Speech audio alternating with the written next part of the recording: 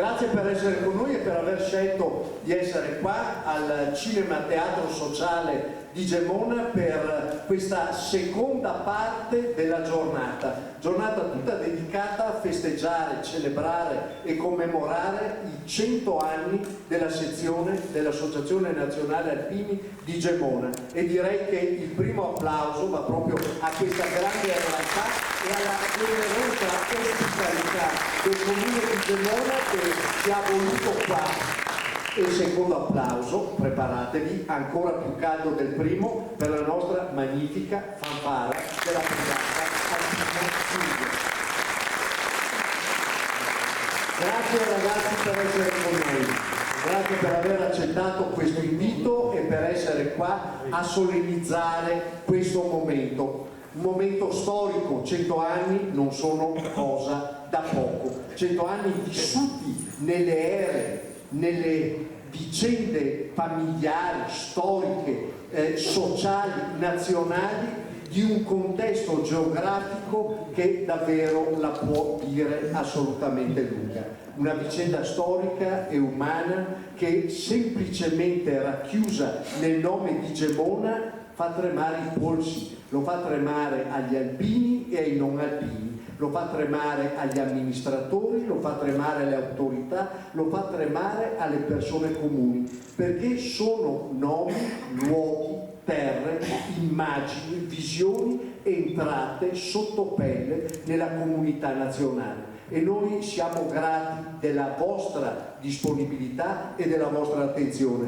Siamo grati questa sera in modo particolare ai tanti alpini che con i loro vessilli e le loro fiamme questa mattina hanno onorato i momenti solenni di ricordo e di commemorazione.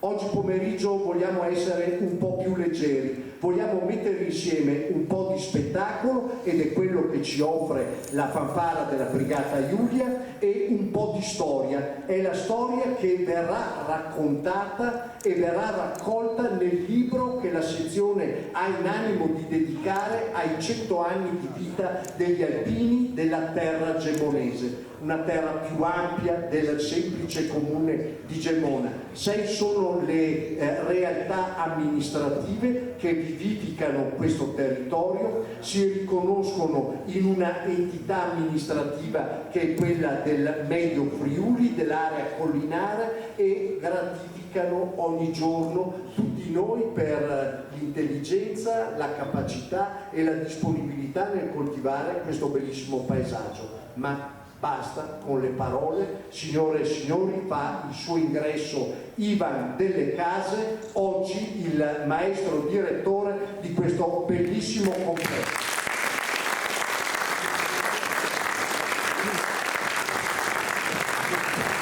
Perché abbiamo voluto la fanfara della Brigata Alpina Giulia? L'abbiamo avuta perché nella forma dell'orchestra, nella forma della fanfara, sono sempre un insegnamento, sono un'occasione di incontro con dinamiche sociali, con equilibri, con gerarchie tra i componenti, e sono l'esempio di un grande gioco di squadra. Il direttore armonizza, valorizza e esalta le competenze interne, il tutto a favore di un unico grande risultato, che è quello di regalare a noi non solo la gioia della musica, ma anche la gioia della storia. Ed è con queste parole che inizia il nostro concerto della fanfara della Brigata Alpina Giulia, con il maestro Ivan Dalle Case, che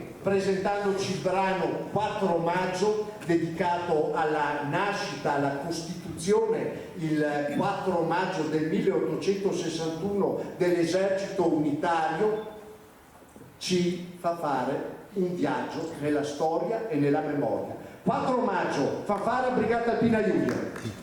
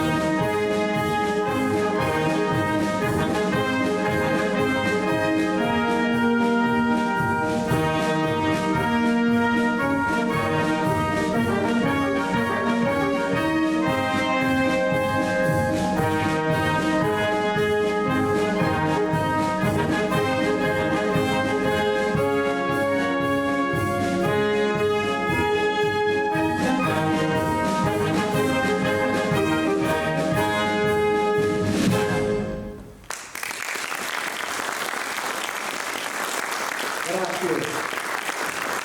Grazie per questa magnifica esecuzione. Questa è la musica d'ordinanza dell'esercito italiano, fortemente voluta dall'ora capo di Stato Maggiore dell'esercito, il generale Praticelli, tra il 2004 e il 2005. È una composizione di grande valore del maestro Flavio Cru, direttore della banda musicale dell'esercito.